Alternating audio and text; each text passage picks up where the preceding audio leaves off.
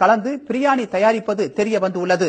சென்னையில் பல்வேறு இடங்களில் பூனைகள் மாயமாவதை அடுத்து பிரியாணிக்காக அவை விற்பனை செய்யப்படுவதை காவல்துறையினர் கண்டுபிடித்து உள்ளனர்.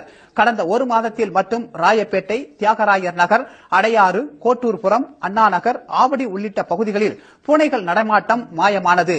வீடுகளில் வளர்க்கப்பட்ட செல்ல பூனைகளும் இதில் அடக்கம்.